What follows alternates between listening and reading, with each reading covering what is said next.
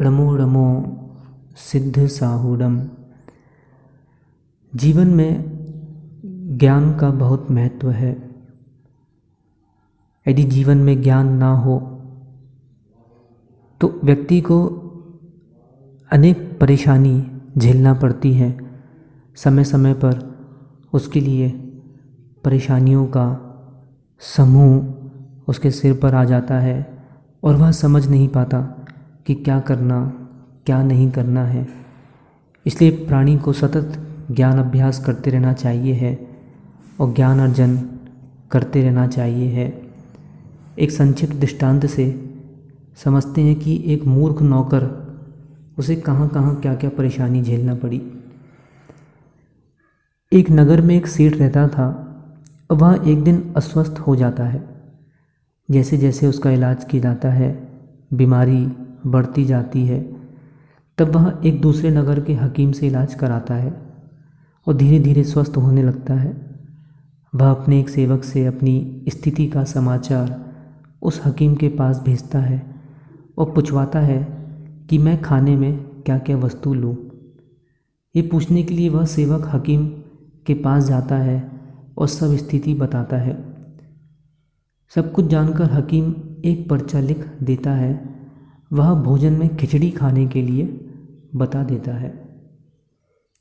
सेवक स्मरण शक्ति से विहीन था, बुद्धि भी कम थी, इसलिए वह खिचड़ी की जगह खाचड़ी खाचड़ी बोलता हुआ वापस सेठ के घर लौटने लग जाता है।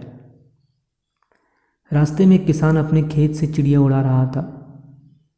खाचड़ी शब्द सुनकर वह नौकर के मुंह पर थप्पड़ जड़ देता। वह कहता है कि मेरी हंसी करता है। नौकर घबरा जाता, पूछता है भाई क्या बात है। तो वह किसान कहता है मैं चिड़िया उड़ा रहा हूँ और तू खाचड़ी खाचड़ी बोलता है। एक काम कर, उड़ चिड़ी बोल। तो सेठ का सेवक उड़ चिड़ी बोलता हुआ वापस घर लौटने लगता है। अब आगे रास्ते में उसे एक चिड़ी मार मिलता।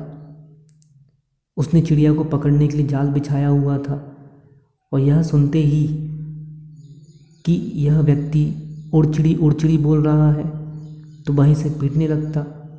कहता है हमने चिड़िया को पकड़ने के लिए जाल बिछाया और तू कहता है उड़ चिड़ी। नौकर कहता है भाई यह ना कहूँ तो क्या कहूँ।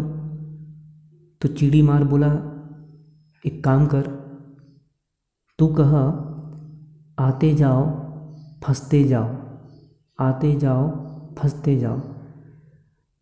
अब नौकर सीख लेता ये बात और बस कहता हुआ जाने लगा आते जाओ फंसते जाओ।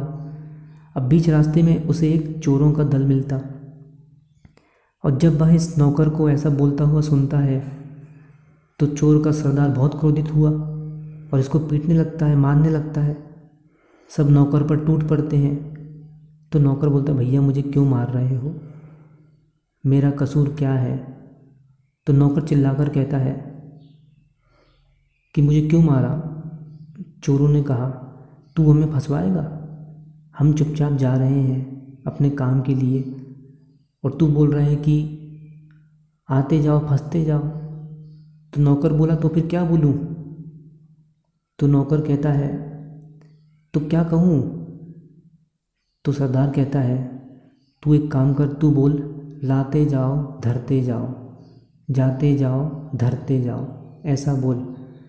तो चोर के सरदार ने उसे यह बोलने को कह दिया। अब नौकर यह कहता हुआ लौटने लग जाता है लाते जाओ धरते जाओ, लाते जाओ धरते जाओ। अब इतने में आगे कुछ लोग मृतक को शमशान पर ले जाते हुए मिलते हैं।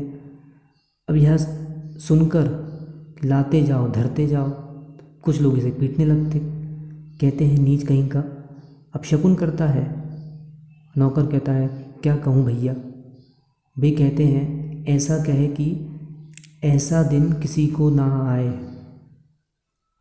अब उसने ये सीख लिया ऐसा दिन किसी को ना आए। अब वो कहते हुए घर जाने लगा।